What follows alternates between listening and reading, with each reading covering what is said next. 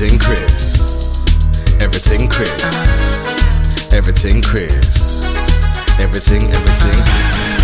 Everything Chris. Everything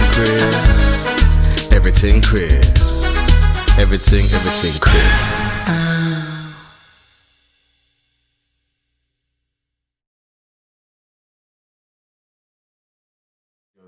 We're gonna there's a few questions always asked on this show. So, I would like to know, what's your views on the WBBL in this country and the BBL, and what things you reckon are working and what things you reckon they could work on making better. Good question, really. The WBL. I'm just gonna speak about WBL because I don't really know much about the BBL. Okay. I feel like WBL, like I was listening to Nicolette, and what Nicolette said is true. Like the stuff behind the scenes in terms of pushing the sport and marketing it and trying to get out to a wider audience definitely needs to be up. Like there's no way that our social media feed is as quiet as it is when we're not generating as much like people passing through the feed and stuff like that. So yeah, it's the same. Like I said about GB as well. Like they could do so much more with their social media in terms of just pushing the sport and getting it out there.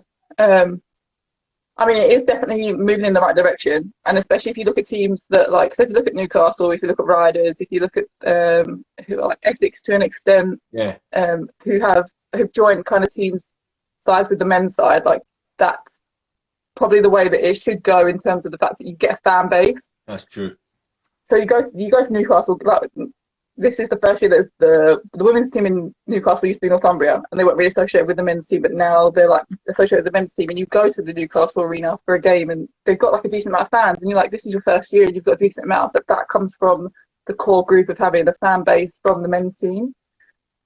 So for the women's side, that comes up with like the Riders. I think they could do a better job in terms of the fact that most of their fan base is in Leicester, but the women's team no longer play in Leicester. We play in the university, so we miss out on some of that fan base that would maybe come to the game, but they don't because it's like 25 minutes away now because it's not at the arena, it's at the university. I reckon it should be at the arena though, your women's game. I was a bit surprised to see that. I didn't know why you guys were at the arena as well. It would make more sense. I've asked this question many times. It's cost effective apparently for us to play at the university.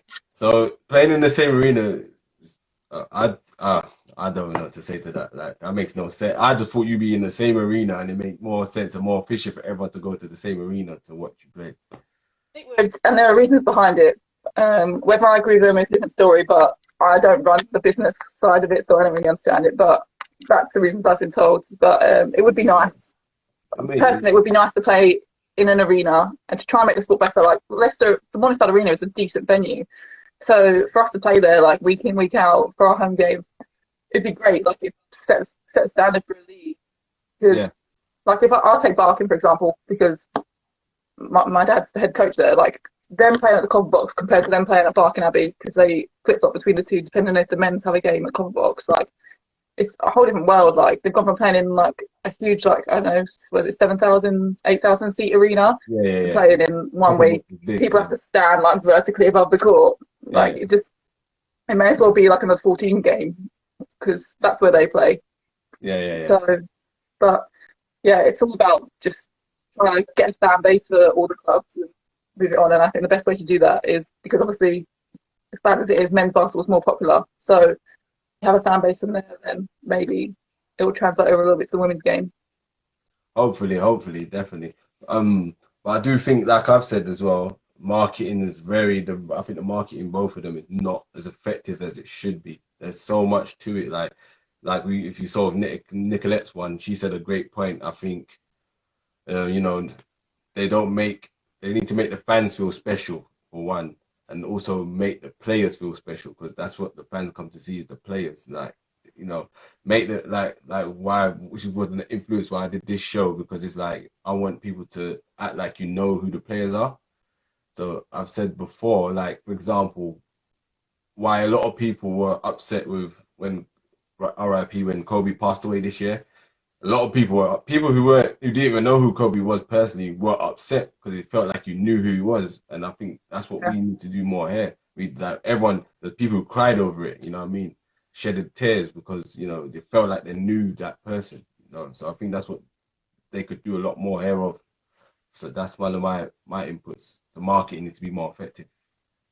Yeah, definitely. I definitely agree with all the points Nicolette made as well in terms of making the fans feel special, as well as us. Like, I mean, you can have 5 people understand, and if they just feel like they're just there for the sake of it, then they're not going to come back. Make the players feel special, man. Make them feel like there's somebody, which I do believe. I'm a big believer in that. But that's the BBL and WBBL. So Everything Chris. Everything Chris. Everything Chris. Everything Chris.